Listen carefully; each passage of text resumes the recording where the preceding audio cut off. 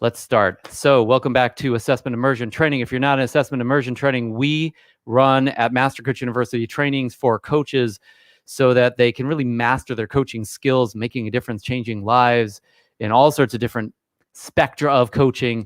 And we're right now in what we call an immersion training, where we do an immersion deep dive into mastering a particular aspect, particular what I like to call discipline of coaching.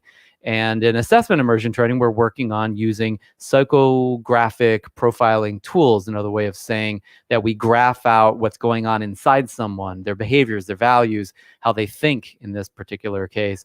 And we then translate that over to higher level awareness and accelerating our ability to make a difference and really help those clients. So today, whatever time you're watching this, we are going to talk about how to assess your client's thinking. I mean, this was one of the early personal growth, most important personal growth aspects, or personal growth platitudes, if you will, that Napoleon Hill first coined, that think and grow rich, right? Thoughts are things, right? And there's tons of literature on this, but the bottom line is, the simple point is that how you think changes your life. How you think, or what you think, your thoughts become more than just thoughts. And you can just have thoughts and have them not make a huge difference in your life. But, chances are, if you think differently, you're going to act differently, right? And if you act differently, you're going to produce different results and relationships. And ultimately, those results and relationships and actions will turn into different things, different objects, different stuff, if you will. And of course, Think and Grow Rich was really mostly about how you can become what at the time, and I think still, people think about as owning what they want, having the stuff that they desire, whether that's money or a nice place or people working for you, or waiting on your beck and call, whatever.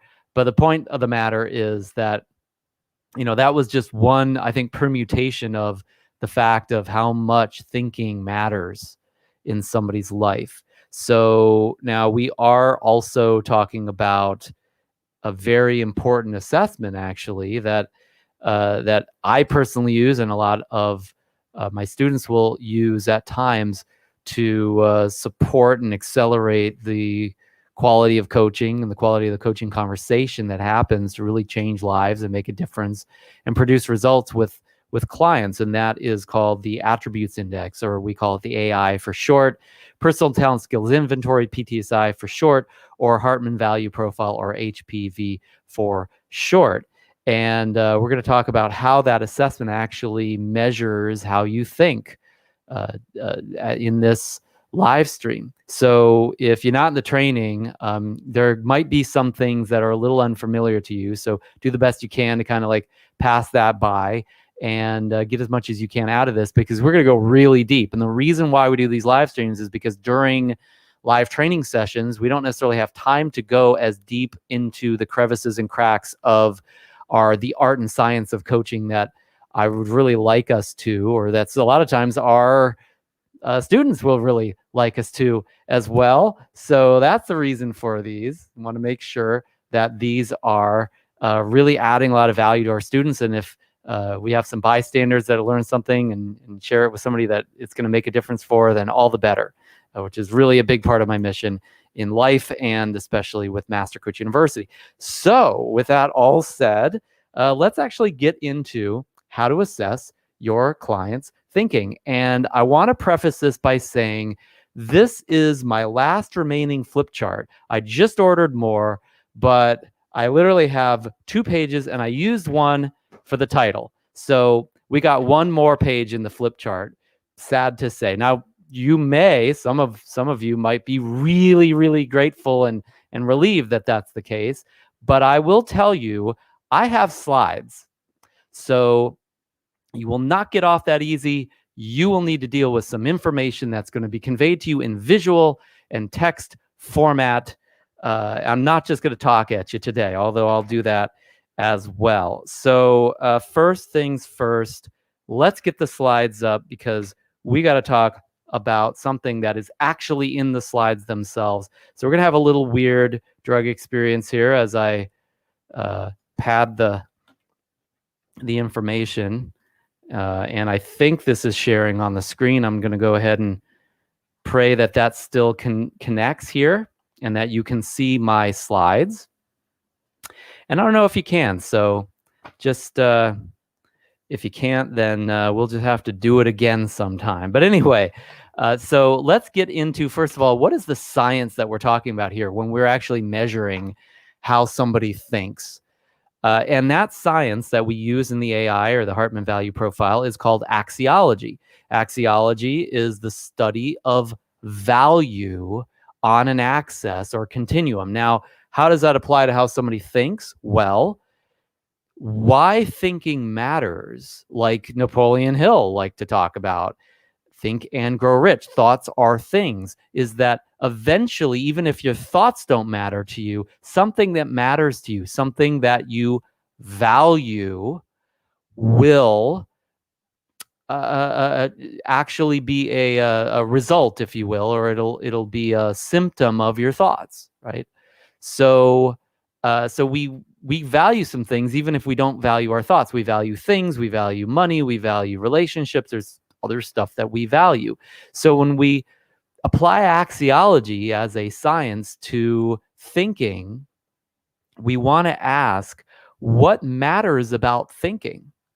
Like, what is valuable about thinking? Now, obviously, we already have kind of agreed on, I hope, that thoughts turn into actions and things and money and relationships and whatever shows up in your life, your thinking is going to matter around that. So, like, something is coming out of thinking that actually makes a difference to our lives.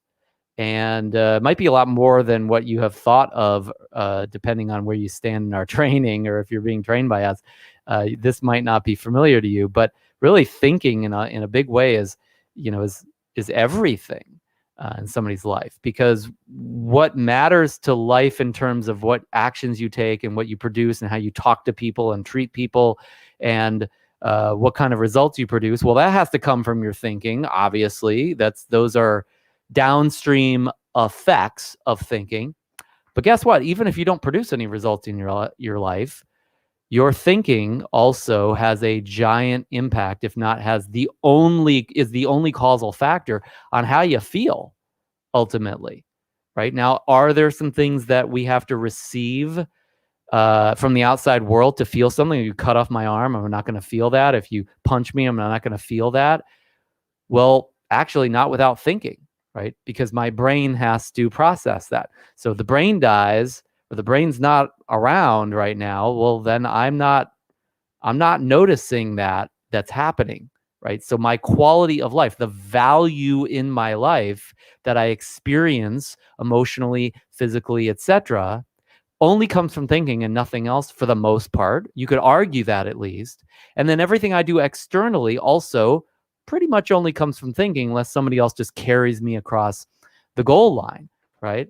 So when we say axiology is a study of value, think about the value in thinking is what we're applying axiology to thinking. So it's the study of value on an axis or continuum. So now there's a lot of places where axiology is actually applied. It's not just to thinking. Like, for instance, in ethics, we have a continuum, let's say, between right and wrong, right? So we have an axis. We can go way far on this axis towards wrong, way far on this axis towards right, or anywhere in between.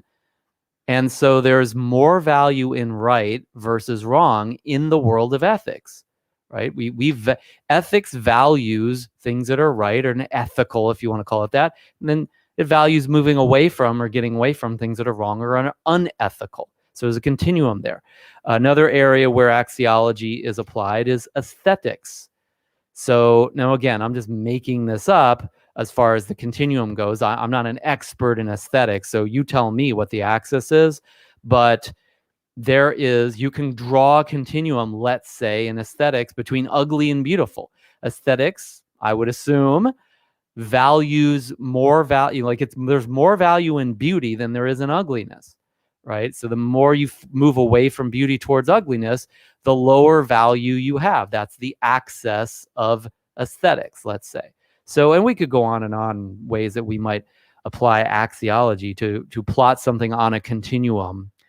But that's the point. That's a science that we're applying to. And now the question I'm sure you might have is, okay, well, Jeff, if we're applying this to thinking, then, and not aesthetics, then we're not thinking ugly versus beautiful. We're not thinking wrong versus right. What are the thinking axes that we know are like where we can move towards more value, more worth, higher level thinking, better thinking versus worse, right? And that's exactly what we're going to talk about in this live stream. And what I also talk about in a special gift that I have for you that's in the description. And it's probably not posted yet, so you might not want to go there yet if you're watching this live. But if you're watching this in a replay, it's already available to you. And, well, I'll just let the cat out of the bag. You have been requesting, you collectively have been requesting that I create something that clarifies how to debrief the AI assessment, this assessment that we're talking about here right now. And so I did one better. I've created an automated debrief for your clients and for you if you choose to use it. And now this is not, most of what I cover there is not brand new. You will have the information, but I have a certain order that I will through which I will actually debrief an attributes index assessment. And there's a lot of things that I have to share over and over again with my clients every time the same way. And so what I've done is set it up so that I put that in a video today. I'm uploading it right now to YouTube. There's a link to it in the description. And that video it's quite lengthy. It's about a 2-hour video, but that covers in much greater detail than I've ever really covered, actually, with a personal client, what they need to know before they come to a debrief with me. And it goes one further, doesn't just cover the preamble to it, but also kind of automatically debriefs what someone will see in the results of their assessment and what those items may mean to them as well. Because I cover all the permutations in our favorite thing, our axiology cube, and I just push it out into a video form. So what you'll be able to do with your clients is, if you choose, is you can just send them that video. They can go through that video. Then you can debrief them live for the finer points of what's covered. And we're going to talk about those finer points a little bit right now. And I've also covered that in other training material as well. I'm also going to share with you today how to debrief the AI step by step. So I'm going to give you the steps that I take. I'm going to show you and not demonstrate it, but we're going to cover exactly what I do in an attributes index. And that automated debrief actually covers a lot of those aspects. So I don't have to talk about it here with you live. I'm going to give you the steps, and then you can go follow those steps in the automated debrief if you want to do that, or you can just send those steps to your clients and then just do what remains that can't be done in a Memorex format ultimately. So you got a little debriefing kit here for yourself within this live stream, the video that you'll have access to, and then all of your knowledge and abilities once you run an AI with your clients. So hope that helps. Okay, backpedaling and pivoting back to applying axiology to thinking, to actually measuring and assessing your client's thinking. So this is the most important point I really want you to get around. But before we get into the technical aspects of this, your thinking, your client's thinking in this case, overrides everything, or at least it can override everything. Now, what do I mean by override? What I mean is that we've assessed a lot of stuff with our clients. We've measured their behavioral propensities. We've measured their values and emotional drives. If you've been with me in other immersion trainings, we measure a lot of other stuff as well without assessments. We just discover it in our clients and what makes them tick. But, your client's thinking overcomes any of that. When we see somebody that doesn't really, like, their results in life reflect way more than what their like behavioral profile or their values necessarily predict, then usually I can discover that in this AI assessment, because their thinking overrode what they would have done instinctually. Because a lot of that stuff is almost like instinctual or it's unconscious. When we talk about thinking, we're talking about, and again, not everybody's always conscious of their thinking patterns. We're talking about something you can consciously control. You can consciously control your thinking. Like, that is doable. And through conscious control, you can actually change thinking patterns. And so once you change the entire pattern, like, you don't even need to be conscious about it. You just run a new pattern, new habitual pattern of thinking. And now your thinking is just different, with or without any more pushing on your part, right? Now, people have patterns and then they can consciously try to work to change those patterns or work to think something different, even though their pattern is habitual. That sometimes will seem like it's a moot point, right? It's like I'm really, really nervous. I get really nervous before a presentation, and now I'm going to consciously try to think things that would be like the opposite of that. Well, that doesn't mean you're not going to be nervous just because you change that thinking, right? Because you have a pattern overall that makes you nervous, and you didn't change the entire pattern. You didn't change what you thought before you started consciously thinking something. You didn't change what you thought after you stopped being conscious about it. Let me give you an example. For instance, so let's say I'm going to meditate before a presentation, which will get me to calm down. Fine. Before I'm meditating for days ahead of time, I'm nervously thinking about the presentation. So I'm already nervous. I already have this pattern of nervous thinking. And then I go meditate. Let's say I meditate for like an hour. And now I'm coming out of that meditation like super zen, right? However, for a couple days, I've been nervous. So it's super zen on top of nervousness. So it's not exactly perfect, meditative state, right? Because I'm coming from this other place that I've set up for myself days ahead of time. And then now I've stopped meditating so I can go give the presentation. So maybe there's a couple minutes between meditation and starting the presentation. Guess what I get to do during that time? I'm not consciously thinking all these meditative thoughts. Look, I've created a little bit of a different pattern, but I might go right back to nervousness right there. Now, will it be as bad as if I wouldn't have meditated? No, it's not even going to be close to that. I consciously meditated and lowered my heart rate and all that kind of great stuff. But then I go get myself a little bit more nervous again, and then I start the presentation, right? So I haven't changed the entire pattern. I've just consciously changed thinking in a moment in time, or an hour in this case, right? And by the way, a lot of that thinking that's going on during that time is probably also still unconscious. So it's not a panacea, but if you change the entire pattern, you do change your actions, your behavior, your emotions, your life ultimately over the long term. And your thinking can override everything. That's the point. So I'll give you one example. And before I'm just going to turn off our screen share just for a second, because we're off of the slides for a second here, and then we'll come back to it. So I'm going to share with you a little bit of a background, a history that I've experienced with the Attributes Index. And the first time I took this assessment, I had no clue what it was. My coach, Robert Alderman, who was $1 million coach at the time, he was voted one of the top 25 coaches in the nation by his peers. I think it was like number one of the years. And he was my coach, and he made me take this profile, and I took it. And then he said, I'm going to debrief you on this. And he took me through it, and he said, wow, there's all these amazing things about, you're really good with this. You're really good with that. You've got a lot of, like, I think he called it like high octane, high horsepower stuff in your head that kind of overrides some of your weaknesses behaviorally. And I was like, great. And then he said, but look, you got low self-esteem.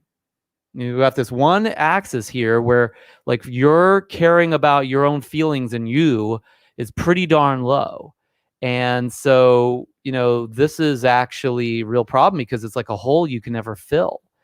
Now you're going to be driven and motivated to take action and have a better business. You're going to be hungry because you feel kind of lousy within yourself, but you just got low self-esteem, Jeff. And you got to figure out how you're going to fill that hole.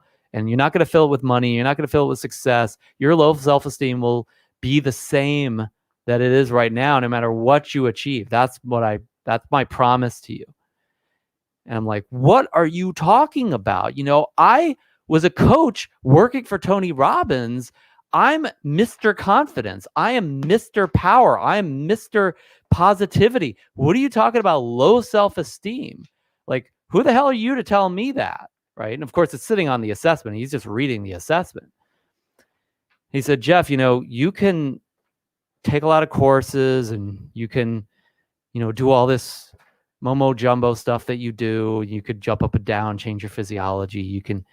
You can cover up your low self-esteem, but you had low self-esteem before you learned all this stuff and did all this stuff. And you're basically low self-esteem, and then you put on top of that all these other actions to try to make up for the low self-esteem. And it's only going to work so well. I mean, your confidence is only going to be so high without that self-esteem coming up. And so temporarily I could like adjust things, right? I could adjust my feelings versus, through like changing my physiology and changing, the look that I had on my face and all these different things. But, underneath it was Mr. Low Self-Esteem at the end of the day. I didn't want to hear that at the time, but I was lucky that I did. And I was lucky my coach actually served me in that way. So, I thought it was positive thinking, very confident, but here I have low self-esteem.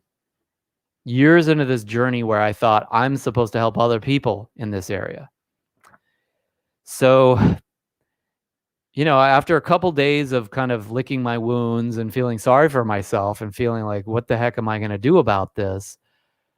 I finally said, you know what? I need to get to work on this. This is just a thinking pattern. Like I just told you, right? It's a pattern of thinking and I can change it. And that's actually at the end of my session, my debrief with Robert. He said, these are things like you don't really change your values that much. You basically can't change your behavioral styles and your instincts there, but you could change your thinking. You could actually change this. You could get clearer. You could change your biases. You can alter how you think. And then you could come back 6 months from now and retake this assessment. It's going to be different.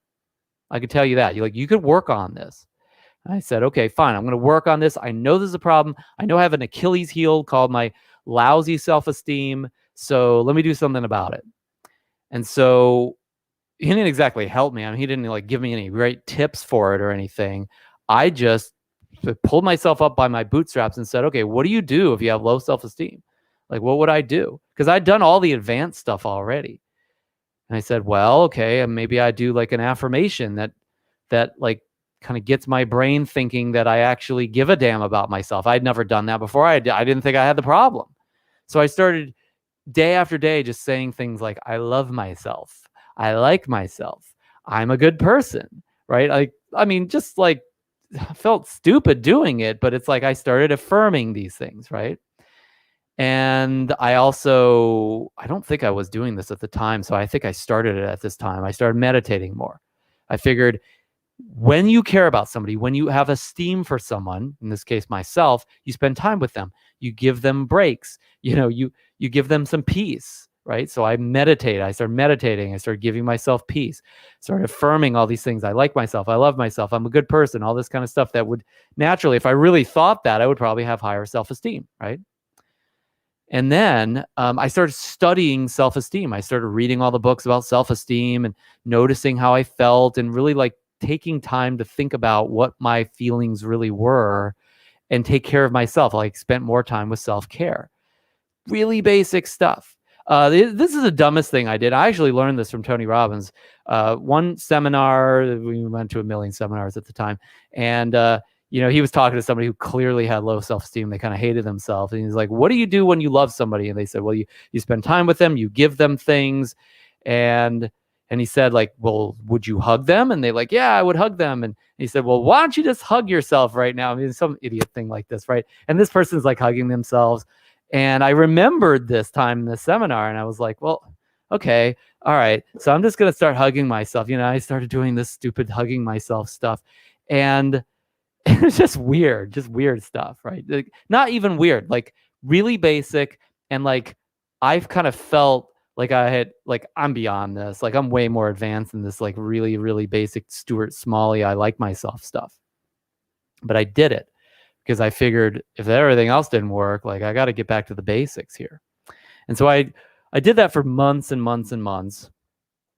And 6 months down the road, I'm looking back, I'm talking to actually a fellow coach, one of my friends, and I said, all this stuff I've been doing it's really making a difference, I think, because like I feel different about myself.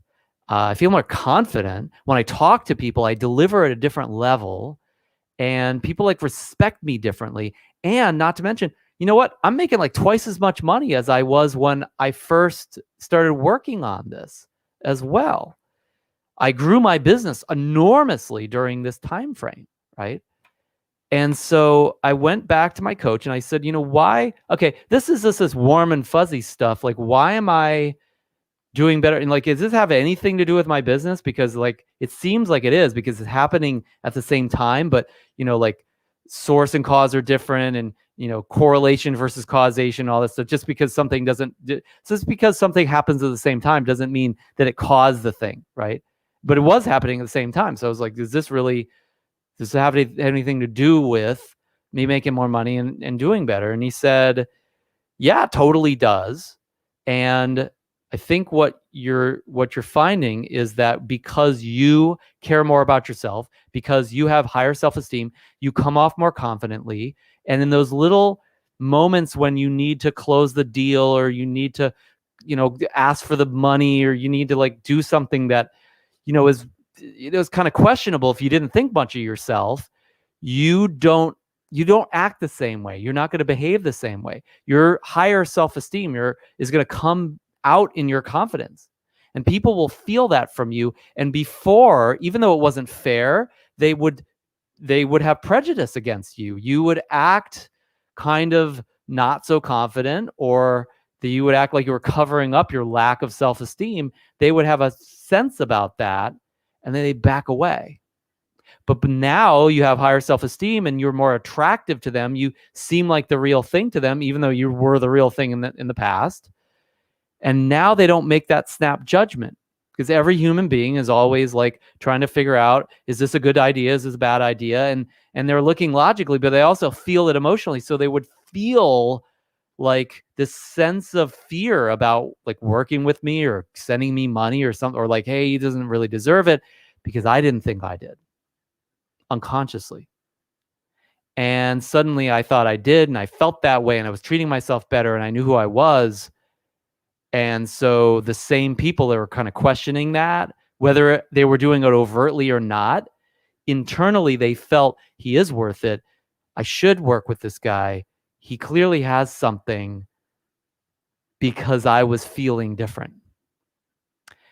And so I'm sure there was more to it than that. But, have you ever known somebody that they did all the right things? They worked really hard. They had good knowledge and experience. They were an expert. They had the credentials. They had all. But the last moment, it gets sabotaged somehow. Like they screw it up, or they lose the deal, or just people don't respect them at the level they deserve. And there's something fishy. And you're like, they deserve everything. They're good enough for everything. They know what they're doing. Like they should be doing better. But something just falls off a cliff at the end for whatever reason. And if you've ever known anybody like that, chances are there's a good chance that something's going on inside that sabotages it, that changes an action, or changes something that you can't even, like you wouldn't even notice it, but like people involved unconsciously make a snap judgment. And again, is that fair? No, it's not fair, but that actually causes their demise in that particular area that they're trying to succeed in. maybe relationships, or maybe money, or maybe career, or some other area that matters to them, business. And in the same breath, have you ever known anybody who maybe they don't really have it all together? They don't have the credentials, they don't have the training, they don't have the background. Maybe they're not as smart as the next guy. Maybe they were kind of lazy about certain things, but they always seem to get the lucky breaks. They always seem to get the deal. They always seem to like close the relationship. They always seem to like get paid. And it's like it's not like they did nothing, but they didn't do what they probably should have had to do. But like it all kind of magically comes together for them, almost accidentally or effortlessly at the end. Napoleon Hill, thoughts are things, self-esteem. There was some kind of thinking that was more than just the sum of the parts of their actions. That at the end of that, and everybody, the audience is watching, and everybody's like they're getting ready to maybe pay or pull out of the deal and say no. And that last moment, that confidence or that esteem or that thinking, everybody says, let's just do it. And then human behavior moves in that direction. And then we look at that person and say, who the hell are they to get that result? Shame on them for not studying so much, or I worked harder than them. And, then the jealousy thing shows up and everything, but it's jealous of them. And so the people being jealous of them actually moves them up in the social hierarchy, right? That actually benefits them that somebody's jealous of them, right? So it's this stuff that has the impact. I mean, there are a lot of things that helped my business and grew my influence and made a difference in my life. That was just one of them.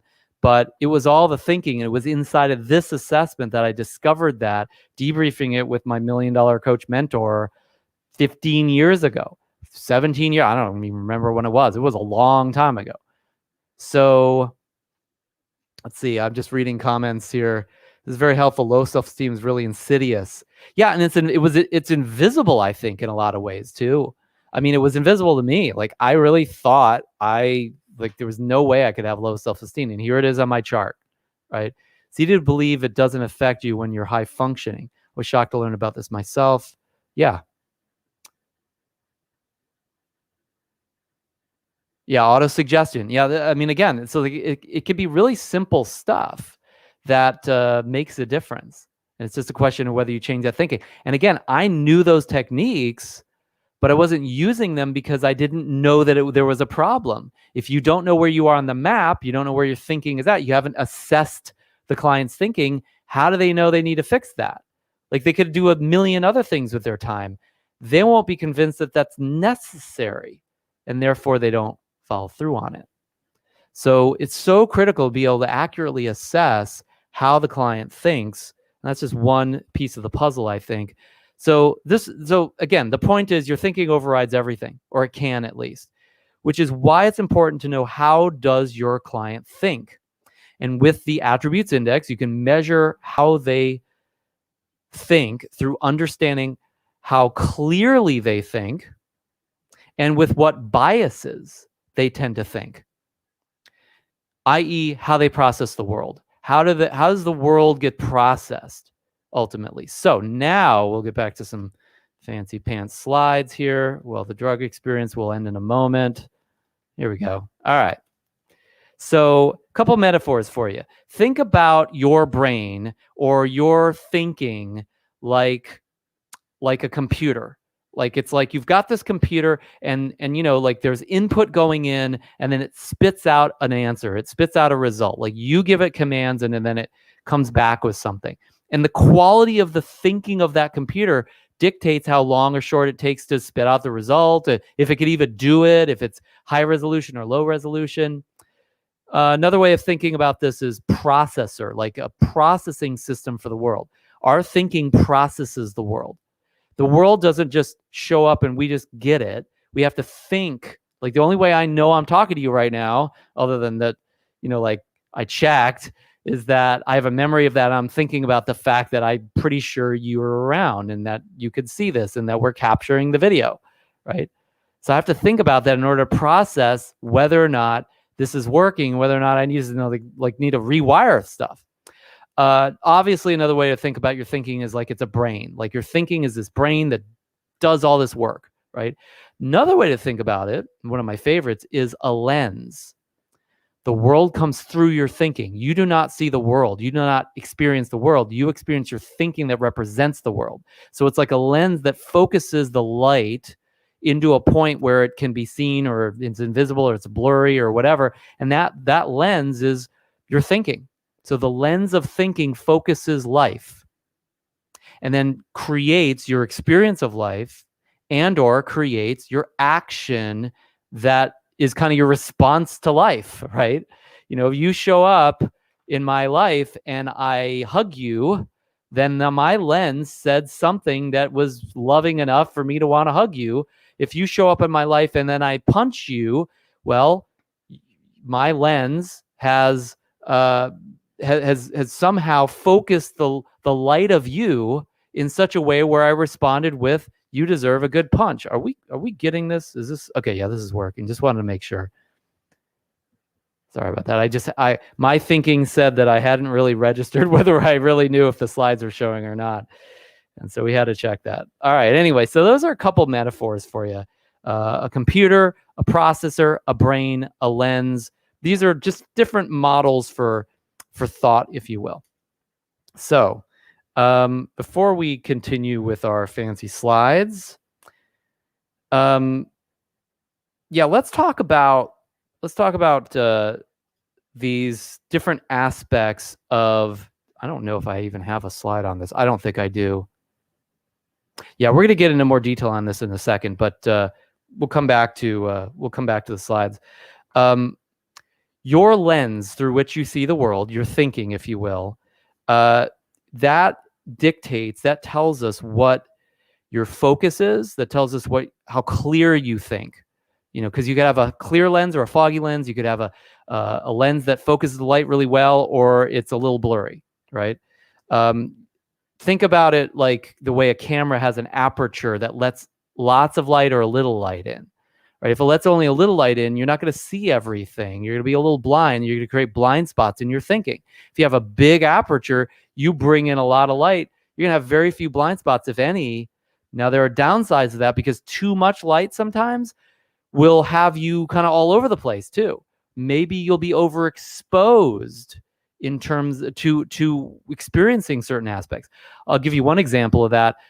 In the empathy dimension of thought, I've met people who are so highly empathetic that they cannot be with someone without like crying or stuttering or having it interrupt themselves because their aperture is so big. They're such an open-ended, like bringing in the energy of someone else that it jars them. It's too much. It's drinking through a fire hose. I mean, they've done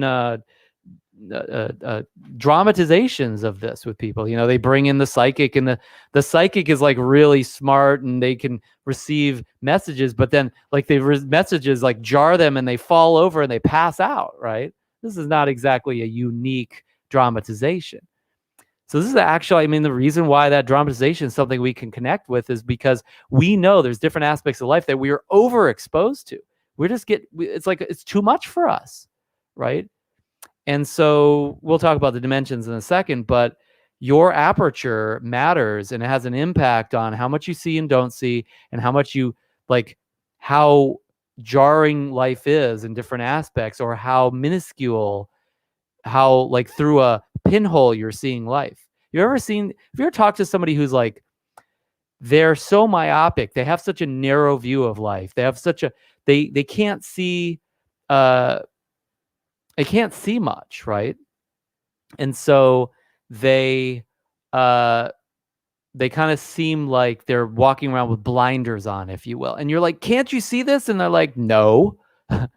But they'll probably say something more like that doesn't exist, or that's BS, or something like that. They have blinders on because their aperture is very small and their resolution is low and they're blurry about something, right? But you've also probably met people who see things that you don't see. And whether they inspire you or intimidate you or you're jealous of them or whatever, or you enjoy them, it's like, I talk to you and I learn things, or I see things that I didn't see before, or you can experience things that I can't even experience. So it's almost like some people, you can bring them along with you on a journey in life or in a meeting or something like that. They will literally see things or experience things and be able to like deal with those, like actually manipulate those objects of life. And you see them and you just see them doing things that you're like, I don't even know what they're doing, because you can't see what they see. You may not even see what they're doing because they see something that causes them to do something that you didn't even see what caused them to do it. And you're like watching them and you don't even know why it's working, but it's working and they get the result. They win the deal. They figure out the puzzle or something, like you give them the Rubik's Cube and they're like, okay, here you go. Right. You didn't even see what they saw. So they're like a tool for you almost. It's like, hey, you're useful. I'm going to bring you here and you can like negotiate this and cause that, right? There are people like that in life that see things that we don't see because we actually have certain blinders on or have the pinhole, the aperture smaller than them. And so we can call it intelligence. We can call it clarity. We can call it your aperture, your understanding. But there are people who bring in a much larger amount of light in life, and that has an impact, and we can notice that. And there are people who bring in a much smaller amount of light, and they have a narrower, myopic view, and we can notice that. Now, by the way, a narrower, myopic view can also create beauty, right? If I only focused on a single cell, or if I only focused on a single smile or a single flower, photographers, visual artists, musicians, they have a single chord progression. I mean, some of the simplest music in the world, well, that's the Beatles, or it's it's Elvis. It's you name it. I mean, it's like these individuals, like they get 3 chords, and 2 notes, and they have a song that's like the best song in millennia, right? They actually had a narrow view of, in this case, music. There's much more to music than 3 chords, let me tell you. As a trained musician, I know this, right? But a lot of things, like trained musicians like myself, like classical, jazz, etc., we will look at the popular music people who everybody celebrates and worships and say, look at those idiots. They just see this much. We see this much. But they saw this much and they did it over and over and over again and fell in love with it and then put it on a platter for humans that also only see this much, didn't want more chords and more notes and more blah, blah, blah. And they won the love and appreciation for their art of millions and billions of people probably, right? So sometimes having a big aperture is, I'm not saying it's not just troubling, because it can be, as we talked about, but sometimes it's not an advantage depending on what the output is and what you're trying to produce. It's contextual. Having a smaller aperture doesn't mean that you're smarter than the guy with a bigger aperture, but it means that you may be able to select something inside of just your narrow point of view that no one else will care about, nobody else will notice as well. So there's artistry and creativity in that aperture that we can actually value as well. And finally, and this is why I had this slide, I'll share it again if I can get this to roll. When we talk about your clarity level, your client's clarity level, do they see the forest or do they just see trees? Can they see the forest from the trees? Seeing a tree could be a beautiful work of art, but you're missing the forest. You can see the whole forest. You see the patterns of how the trees work together. You see so much more that comes to light there, and that can impact thinking and life and values and behaviors and ultimately creating extraordinary results. That can be mastery based upon seeing more and appreciating more. Another way to look at this is like seeing like if you look at a photo or you look at like you're probably on a phone or a device or a computer right now watching this. If you look really close, try it right now. Like look really close to at your screen. You won't see me anymore. You're just going to see like the dots that make up the picture. So some people are so low clarity level, so to speak, or they have such a small aperture that they only see a dot or two. They're just seeing the dots. They don't even see the picture. You zoom out from that, you can see the whole thing. You can see the whole matrix, right? And so that's the lens that we're talking about, the clarity level that we're talking about. Is your lens clear? Is your lens big? Or is your lens myopic, small, or cloudy, or blurry? And those two different things will create a different experience ultimately. Now, second area, and I'm going to get out of the slides again just because there's really nothing more to see on those for the next moments. The second area we're measuring is bias. And think about bias like each lens that you have, because you have different lenses. You have basically different brains. We're going to talk about that in a second. Each lens or brain or processor, you may not value them in the order, in the ideal order. You may value them differently than other people do as well. So if I want to think a certain way, I'll have a bias towards that. If I'm against thinking another way, I'll have a bias against that. Those biases change actions and the experience of life and everything. So think about where you want to pay attention. What do you give attention to? It doesn't mean you can't think in every way that everybody else can think. We all have like one brain ultimately. But you may want to pay attention to a different part of your thinking than somebody else.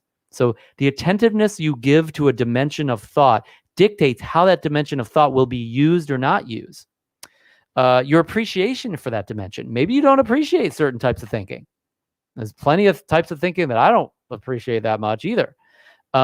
Or do you have a desire to think a certain way, or a desire for what that thinking can bring you? Or do you reject certain thinking or reject what that thinking might bring you?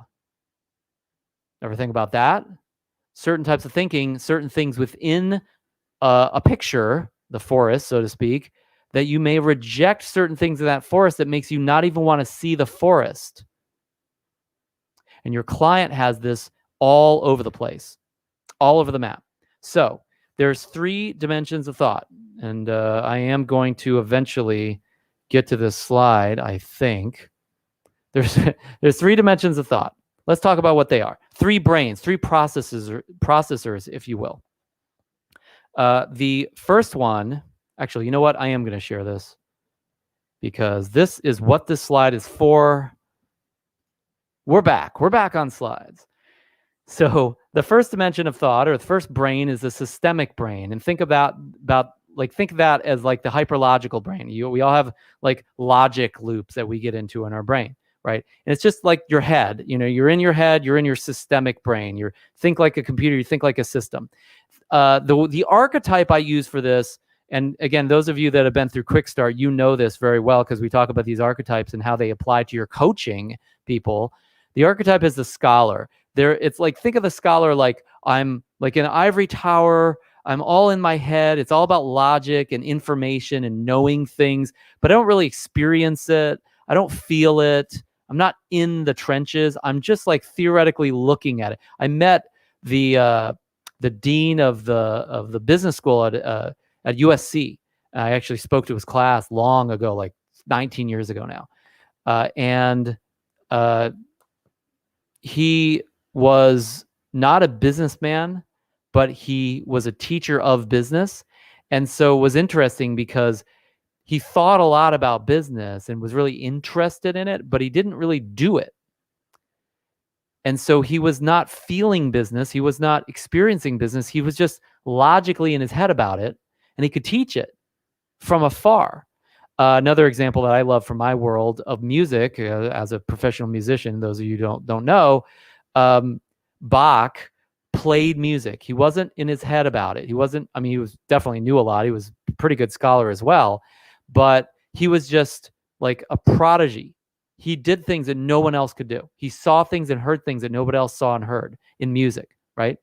Hundreds of years later, scholars uncovered his music and played it and was like, wow, this is amazing. And then they said, what is he doing there logically? They didn't feel it. They didn't really experience it. I mean, they experienced some of it, but they were really more in the logic of it. And they said, well, logically, he's doing this over and over again. And they mapped out what he did and created music theory out of that. They created basically foundational music theory. And they said, no parallel fifths, everything moves in this direction, everything moves to resolution, consonance, dissonance. This is like the basic rules of harmony and melody that we still use to this day. Counterpoint, all that good stuff. It's all coming from Bach. Bach probably understood some of that, but not in the same way the systems thinkers did, the logicians did, the people that are in the head, the scholars codified that into hyper logical. Bach was probably like, hey, this just feels good to play it this way. They were like, we don't care how it feels. We just want to think, what did you do? And we're going to write it down so we can define the theory of this, the geometry of that. So that's a systemic brain, the scholar, if you will. Now we move on to the extrinsic brain, the extrinsic processor, the extrinsic lens.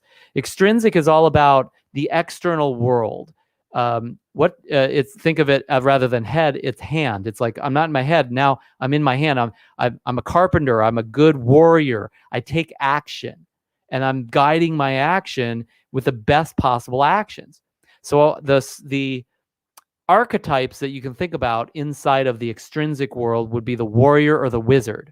The wizard might be quite a scholar and have really good logic, but the wizard also casts spells. The wizard has the right incantations. The wizard can cause results. They're actually out there in the extrinsic world making magic happen. The warrior goes out, they don't just know the theory of fighting, they go out and fight. They can feel it. They can experience it. They can do it.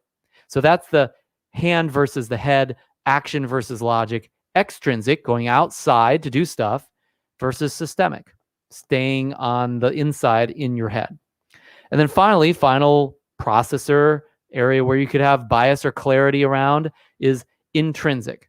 And the intrinsic dimension is the area where we understand the heart, the emotion. So head, hand, heart, logic, action, emotion. Intrinsic dimension, this is where we appreciate the experience of life, not just thinking about it, not just doing it, but actually experience. Have you ever like done anything and you're like, I didn't even notice what happened because you weren't really there? You were so busy doing that you didn't experience it. You're like not present. You weren't even aware of the feelings that came at you. And you try to think about it later and maybe like, you're like, I can't even remember. So it's like, I don't even know what happened. There are like, coming from music, like people go on stage, like a great singer, and they'll sing and they come off a stage and everybody's applauding. And then later that night, they're like, I don't even know what happened. Like, I don't even know if it was good. I don't even know how it felt. It's because they were in the action mode and they weren't in emotion mode. They weren't in the heart mode. They weren't feeling it. They weren't experiencing it. So now there are some musicians and singers that'll go out and they'll go take the action, do really well there. They're virtuosic, but on top of that, they also feel it while they do it. That's a different level of experience for the audience probably as well, I would guess. And then they can talk about, it's like this when I go on stage, I feel like this, and I have this exchange with the audience. They know what it feels like. Somebody who's a theoretician about it can say, well, it takes this to go on stage and do this, and you have to play this note and everything. But the ones that are doing it and experiencing it, they have a completely different mastery level in those particular dimensions of thought. So intrinsic is like the intrinsic value of life, the feelings of life. What are the qualities and the value of, what's the value of something that's inside it? That's like more about what it feels and what the experience is rather than what it is and what it does, you know? And so these people who are great with intrinsic know they're not just human doings, right? They're not just extrinsic, they're intrinsic. They're human beings. They're human experiences, the heart and the emotion, and that's where that comes from. And the archetype of that particular dimension of thought is the lover, of course, or you might even call it the mother, the great mother, so to speak. But it's the lover, the one that is in their heart, that wants to feel and does and masters that area, right? And so think about not just these lenses or these thoughts or these systems in your brain, although you should appreciate that too. Think about the archetypical kind of characterizations, the caricatures of who would epitomize that thinking process. And that can help you connect more deeply to that. So the scholar, the wizard or warrior, or the lover, systemic, extrinsic, intrinsic, head, hand, head, hand, heart, logic, action, emotion. Those are the three dimensions that we're dealing with here in a more simplified format than I think I've covered in the past. Now, here's the thing. Speaking of archetypes, there is one archetype that rules over all of these others, that rules over the scholars and the wizards and warriors, and that rules over the lovers. And that is what we call the sovereign or the king or the queen. And that's why I pointed your brain, if you will, your thinking is really unified by the sovereign. Now, here's the thing. Most of us, many of us, not most of us necessarily, but many of us divorce ourselves from that sovereign, the king or queen. We don't want to be it for whatever reason, or we don't think that's us. And so what happens is our scholar runs our life, or our wizard is the only thing that shows up, and we never experience it because we're just casting spells. We never experience the magic of that. We go fight wars and win and lose and win and lose, and we don't really know what we did. We can't really look back on it and appreciate the codex of that, the system of that, the logic of it, and we maybe didn't experience it, or we only feel and we don't do anything else. And so one of these, kind of the tyranny of one of these types of thought runs our lives because we're letting the tail wag the dog. These are not the masters of our destiny. We are. If we choose to be the sovereign. Like if you're not the sovereign, then you're just going to be at the beck and call of these different archetypes, these different types of thinking. But you control all of these things. These things, they serve you as the queen or king, right? Even the wizard who could, easily cast a spell to turn the king into a frog still serves the king. Even the warrior who could, probably beat the king in a fight, right? Serves the king. And especially the scholars and lovers do as well, as you might imagine, the king or queen, right? So, like think of the lover, like in the court would be the bard or the musician, the artist, right? They serve the king. The king tells them what kind of art they should do, right? The scholars, the king tells them what kind of history to write. And it's like they're in charge of all of this, right? So the sovereign, the king or queen rules them all. And that's the same way with your client. If you're coaching your client, they're really big on systemic or intrinsic or whatever. Well, that doesn't, it matters, but it doesn't limit your client if they can be the sovereign and take charge of all these aspects of them, because there's a warrior in all of us that can take action and make something happen, and a wizard. There's a lover in all of us that has a heart, right? There is a scholar in all of us that can think through anything. But we undervalue some of those areas, biases, right? Or we have low clarity because we're out of practice in some of those areas. So we have a pinhole that we're looking through our logic in, or our emotions in, or something like that. We have a blind spots. We have blinders on. And so the king needs to command, or the queen needs to command. You need to understand this logically. You need to get into your heart and go feel. You need to go to war and go charge out and go on a campaign. Right, and take action, right? The king or queen is who commands all of this, and so it all comes back to that. I hope that makes sense. Now, I'm going to share with you a few what I call objects of processing. Objects of processing, and think of these as different aspects of life that these different processors that we just ran through, these different dimensions of thought, these different brains, think about differently. They will transform what you see. Like the seer that's doing the seeing, the brain that's doing the processing, transforms what's being observed.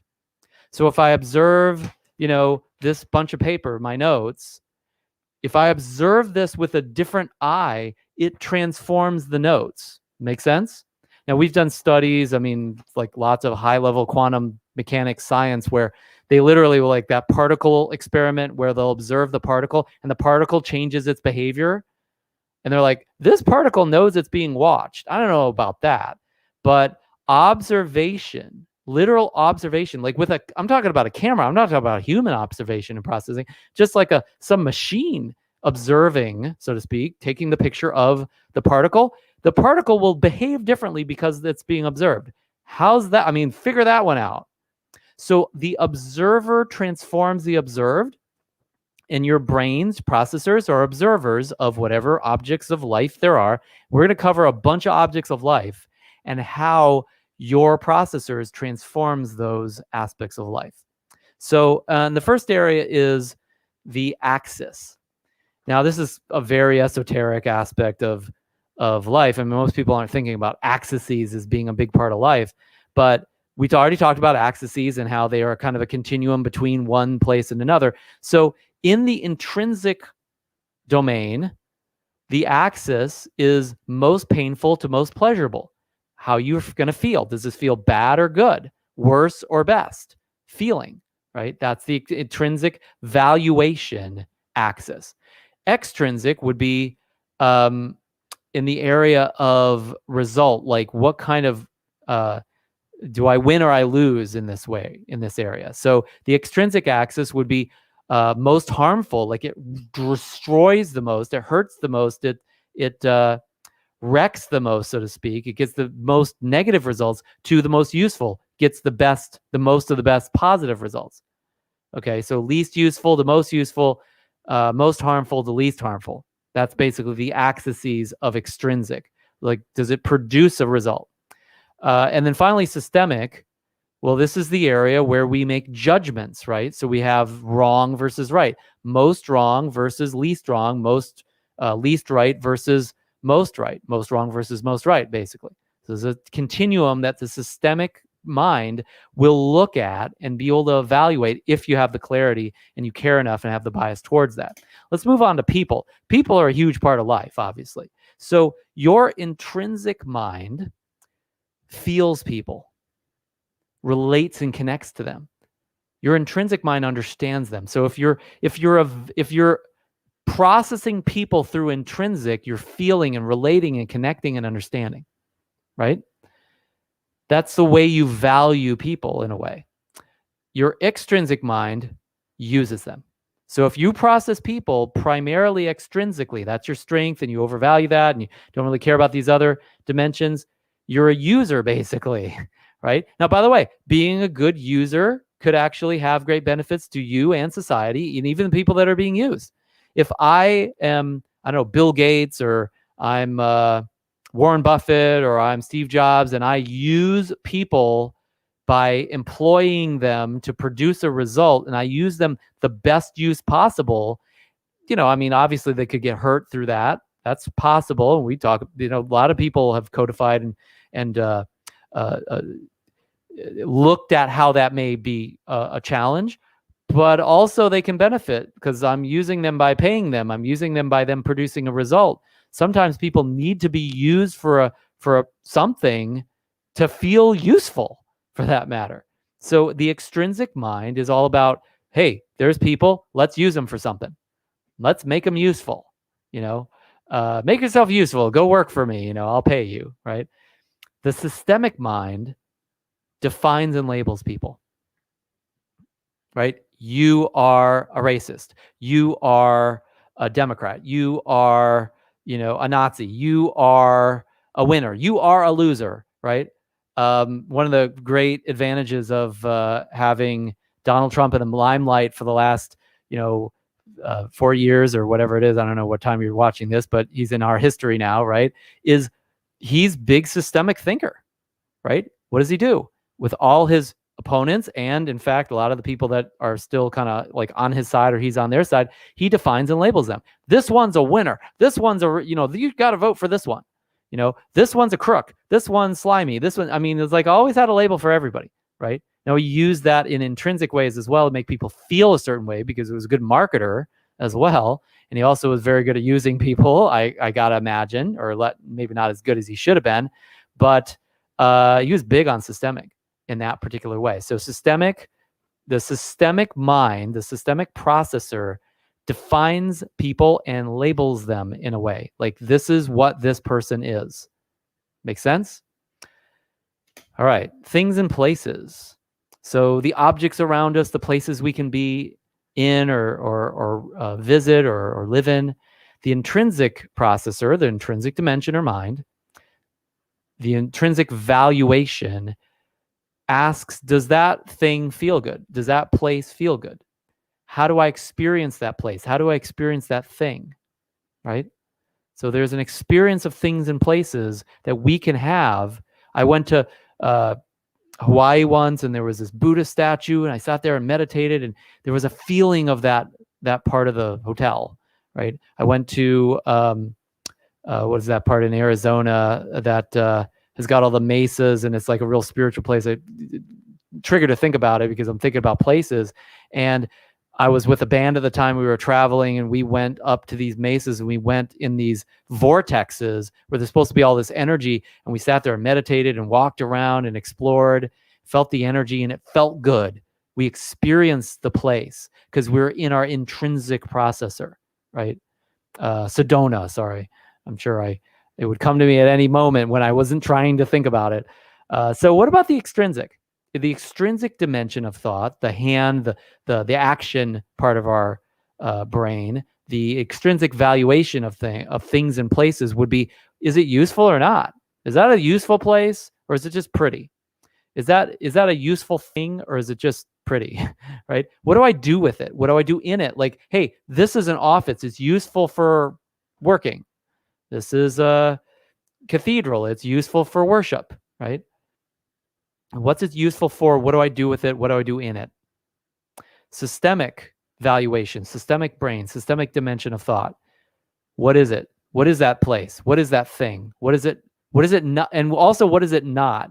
Okay, that thing is a watermelon, and it's not a cream soda, right? That thing or that place is a hotel. It's not a, it's not a dungeon, right? Like, you know what it is and what it's not. That's all systemic does. It's basically, again, labels and defines things. What about time? Time's a big one for these dimensions of thought, because don't we have a subjective experience of time? You ever notice that, you're in line for like a movie or the DMV, and it takes 10 minutes, but it feels like an hour? Or, you're with somebody you really care about, and you have like 2 days with them, and it feels like 10 minutes. Like, our subjective experience of time and how we judge it and use it and think about it, that massively bends and shifts depending on how we process the world. So in the intrinsic dimension, just thinking about the intrinsic value of time, if you will, well, intrinsic value or intrinsic thought is all about something that's timeless. If I have a memento from my relationship with my father, who's passed away a few years ago, that becomes timeless, that thing. But also, my father and my relationship with him and who he is for me, even though he has passed, is timeless because my feelings about it are still here. The feeling goes on. A lot of things in our history that were really tragic, and there's still pain about them even to this day, because the pain is timeless. Just because it's not happening anymore doesn't mean that it doesn't still have an impact in the intrinsic realm. And there's some really great things that are very timeless that we still celebrate to this day and feel good about to this day. So intrinsic has no time. Time disappears. Like the lover, right? When you're in love with doing something or someone, time disappears. Time goes by like it didn't even happen, right? We lose track of it because it's not there, right? We go outside of time. Time doesn't exist when you're in love.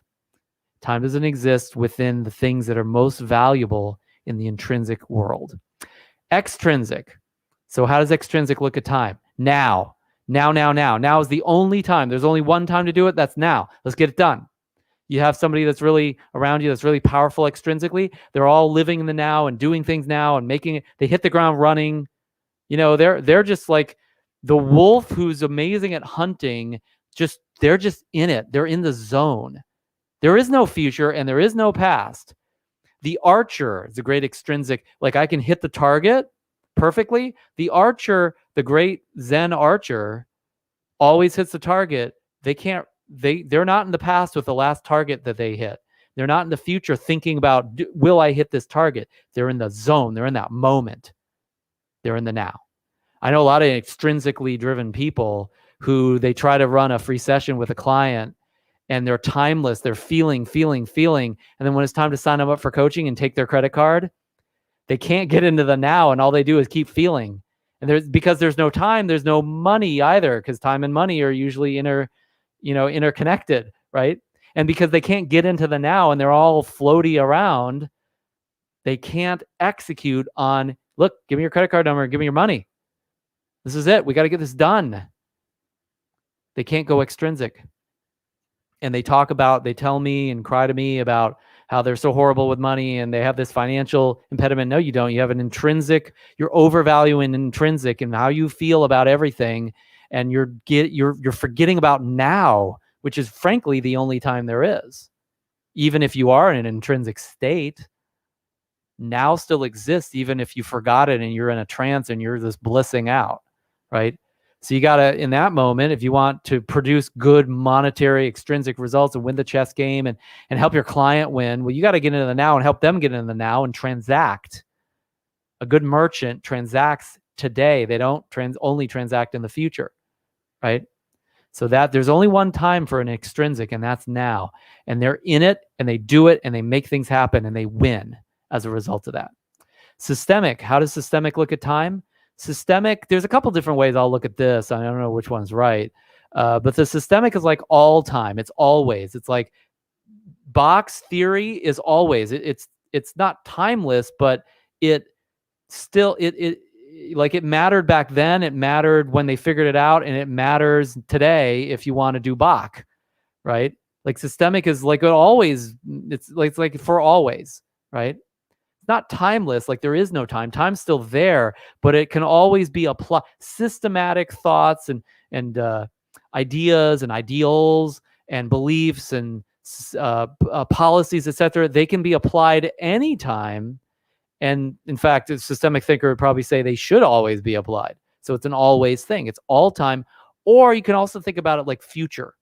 Like if I have an ideal, I have a systemic vision, I have a process, I have an attitude about my philosophy and belief about what's so. And it's very black and white, systemic. I've drawn out the geometry. It's not now, and it's not like I feel it. I just conceptualize it.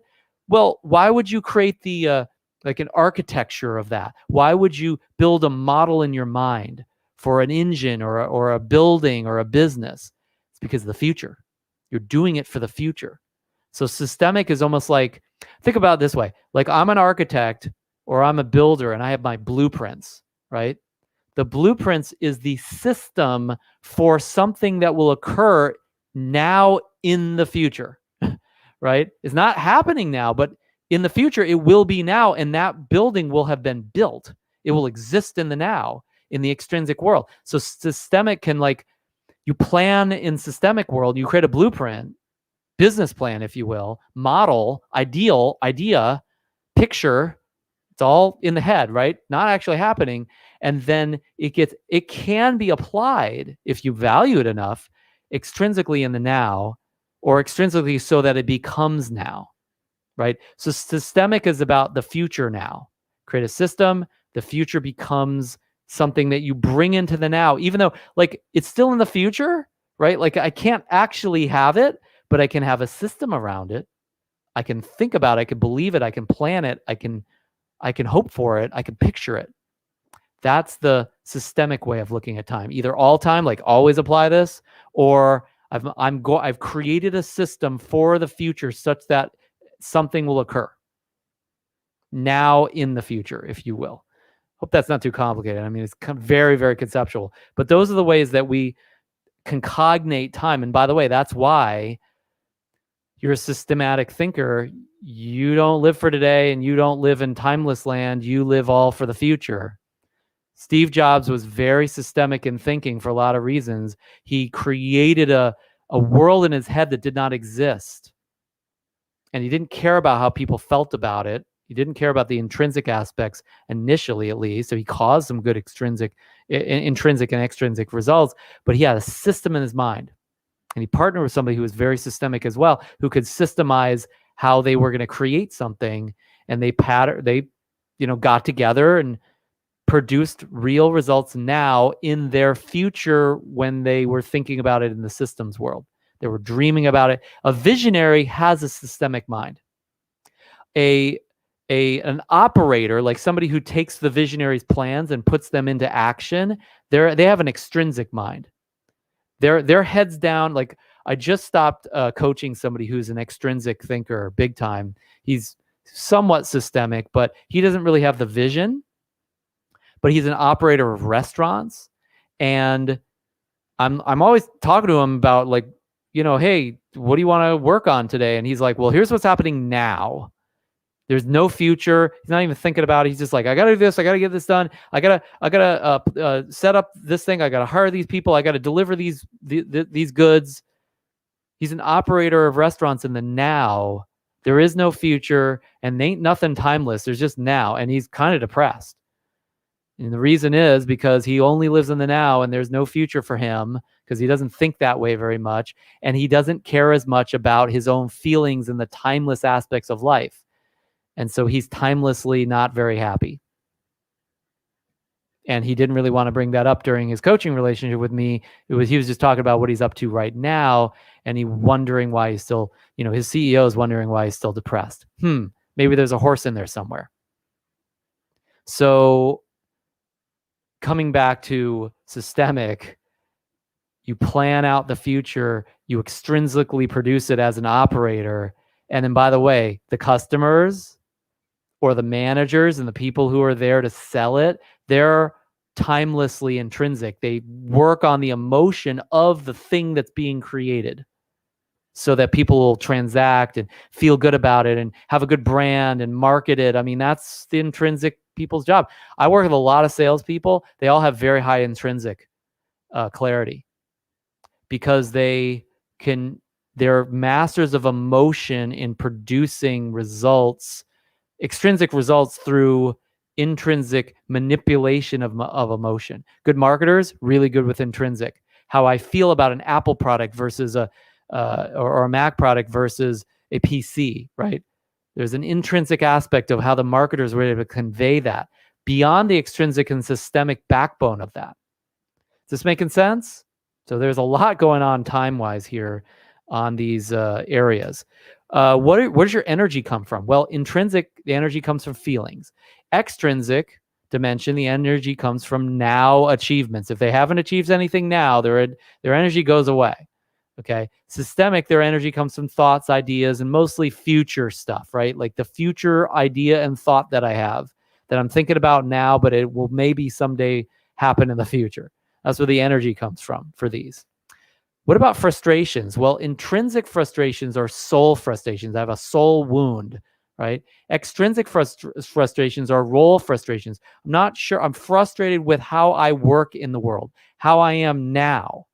Systemic frustrations are goal frustrations. I can't figure out what the system is as to what I want to accomplish or what I should accomplish or how I'll accomplish it.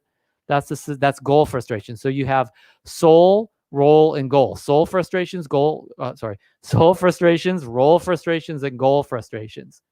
And these three frustrations can actually be seen in the actual results in your assessment. What about valuing objects and moments? Because each dimension values moments and objects differently. So intrinsic objects and moments are infinite and forever. The diamond is forever, right? As they say in the ad, right?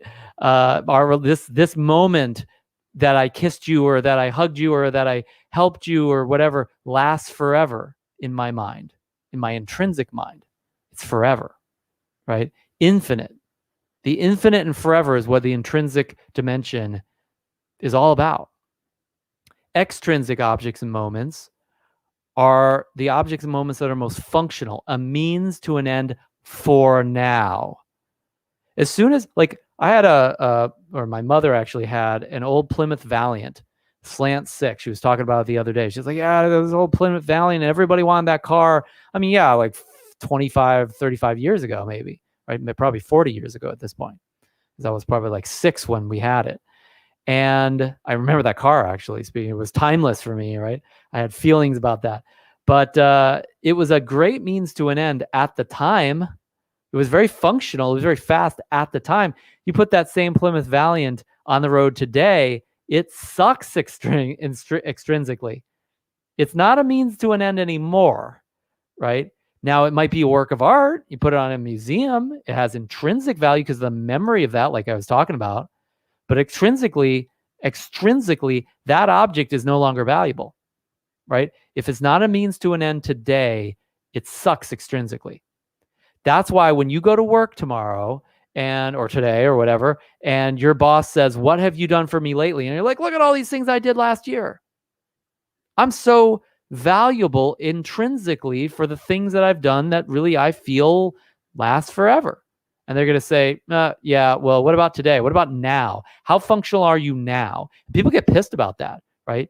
They, like, a lot of people achieve tenure at a job or a school or something like that. They've worked all their life and then they get fired or laid off or something. And they're like, I mean, the naivete is really compelling. Like, they didn't realize that they were an extrinsic world thinking intrinsic and systemic thoughts. It's like, well, you lose and you're going to be real frustrated about that. But your role is going to be your frustration because you are no longer a means to an end. You've been passed by. You're yesterday's news. You don't do anything anymore. People, they achieve tenure. They just want to hang out. They're not very useful. They're not functional anymore, right? And they think that intrinsic systemic is going to carry them. And yes, it might, depending on the industry, but it doesn't forever, because if you're in a business, you're in an extrinsic land where now matters way more than yesterday. And until it's like all nostalgia in the intrinsic marketing of the product, right? Because now, like, Atari's coming back and Puma's coming back, and like all these old brands are being rehashed. What is the watch manufacturer that is coming back? That, like, Swatches are coming back, and this, like, goofy stuff from like 30 years ago, because the intrinsic value of that, it's not extrinsic. That stuff, the reason why that stuff went away is because it sucked extrinsically. It didn't work anymore. It wasn't very good. There was a better model. What have you done for me lately? But intrinsically, like, people have nostalgia about that. So then we can make it useful in a different way. So that's the extrinsic objects and moments. Most functional. Whatever's most functional is what's valuable. That's what the only things that are worth anything to extrinsic people are like, how do we use it? How functional is it? If it's not functional, my dad's boots, he passed away, has intrinsic forever value, but functionally not the best boots for me, right? What about systemic objects and moments? Well, they're valuable for their conceptual or logic only. The purpose is future focused, not present, right? So it's all about, the moments are all about the future, and it's like moments that don't even exist in time yet. Like, it's hopefully a moment, hypothetically, or the objects are all concept objects. Greatness, being extraordinary, being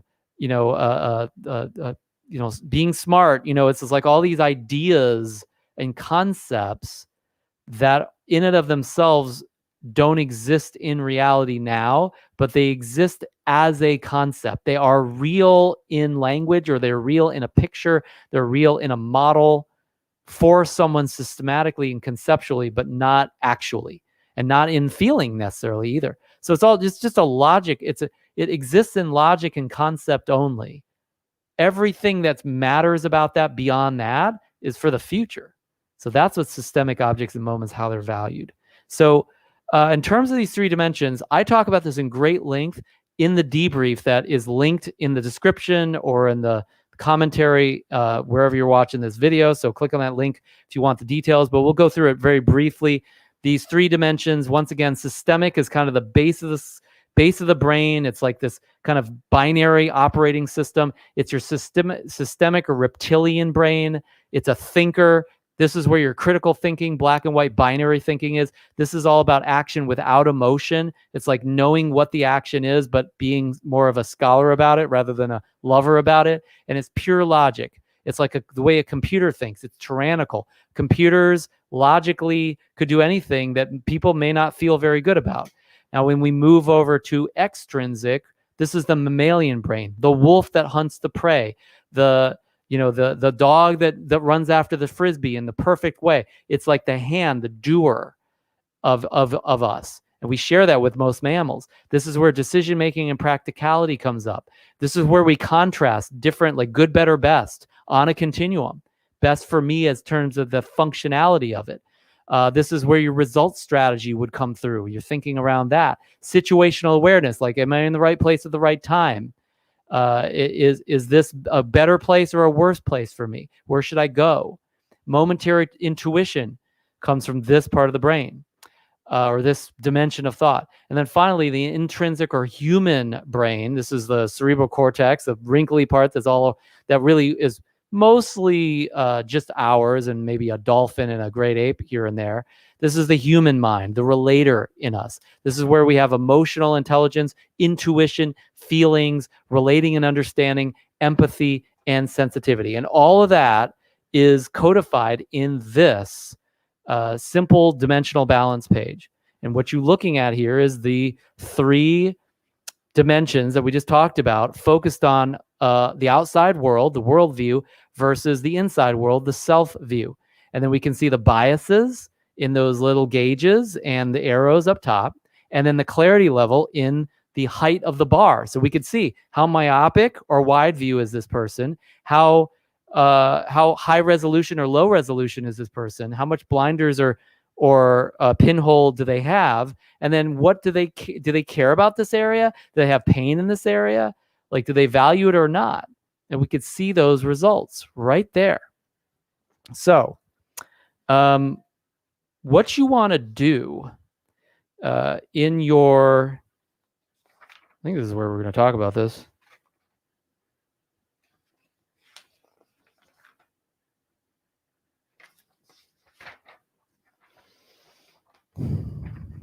Yeah, I think this is where we want to talk about this. You know what? Actually, no. We're going to talk about this in just a second. So I think I went a little too far on this. I'm going to get out of the slides for a second. I'm going to show you my one flip chart page. Only one today, because that's all the pages we have. So let's get to it. So this is another way to think about thinking, which is these brains, as we talked about, they think together, right? They think separately, but they also, the combination of the intrinsic, extrinsic, and systemic brain is really what ultimately you experience in terms of life. Now, you might use this one more than this one more than that one. You might have this one be kind of dumb and this one's really smart, but it's like the brain is a brain, right? Thought is thought. So just jacking up horsepower in one area and having it go down in another, that doesn't change the fact that it's all like one big brain. Okay, so there are certain combinations of these types of thinking that will produce different results, and I'm going to look at it in a hierarchical way in terms of one brain observing another. So like you can have a thought about a concept and have a feeling about that concept. Have an intrinsic feeling about about a systemic thought. Right?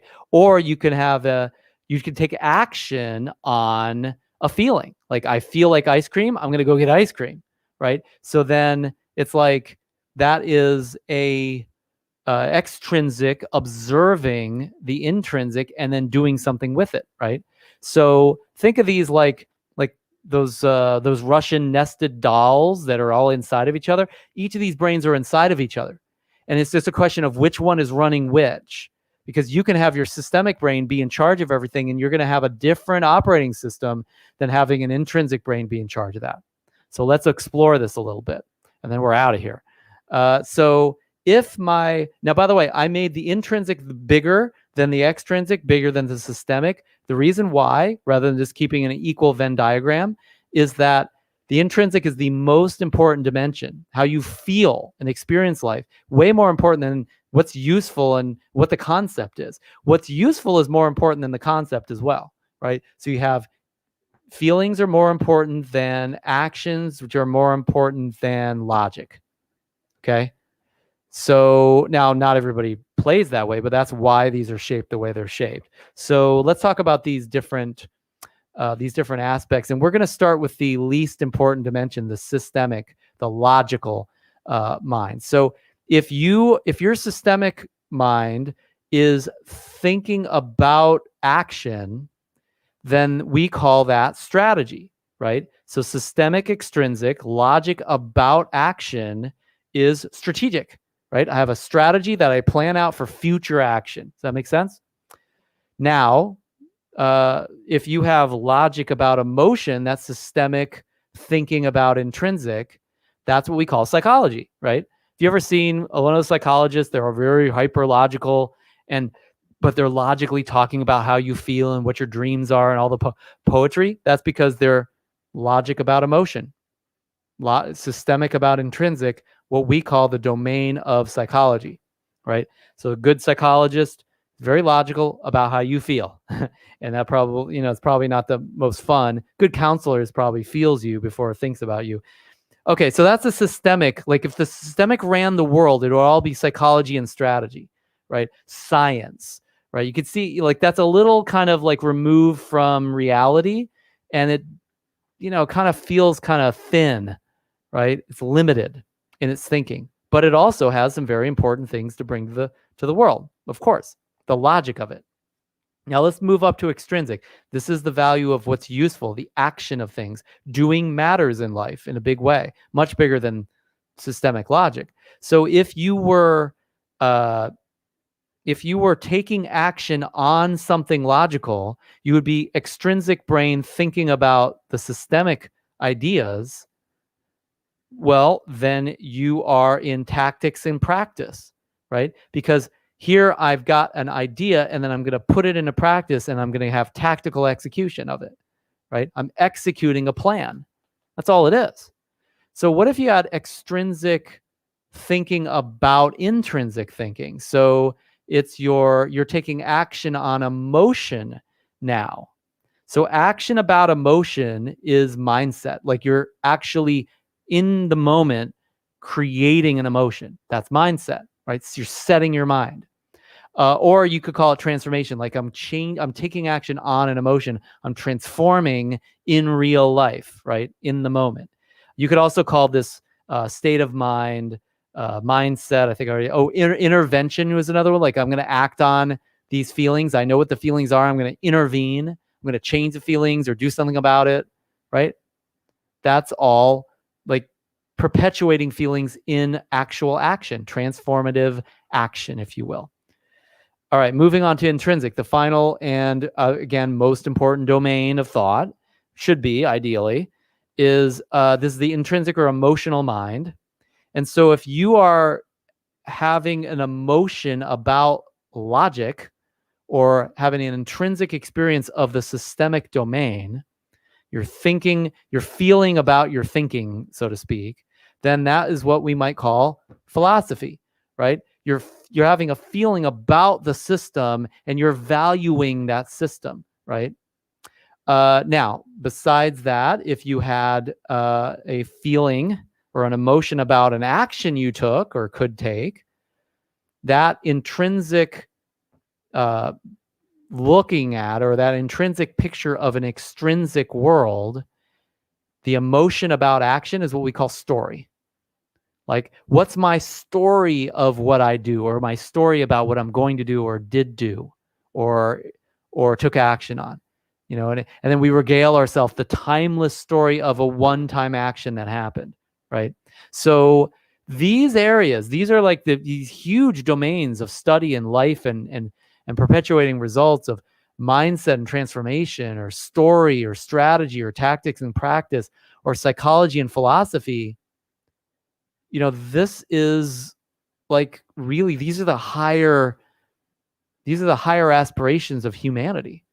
And so we come back to axiology, come full circle and talk about Axiology is a study of value on a continuum.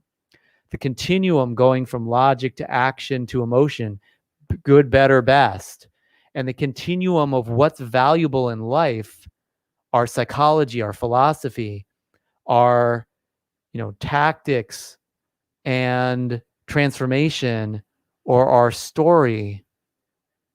Like, this is where people truly produce extraordinary results, the most value in life, the feelings they can feel, the actions they can take, and the thoughts that they can represent.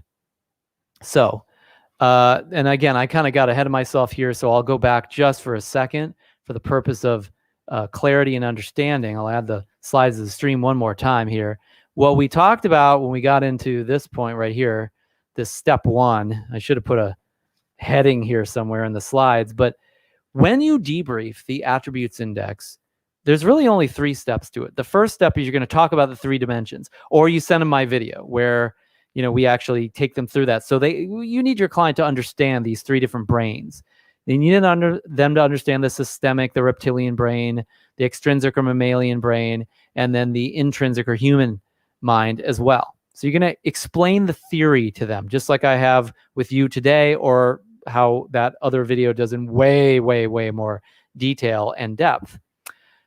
Second, once you've laid that kind of theoretical, conceptual, systemic groundwork, then you go to the dimensional balance page and you read it.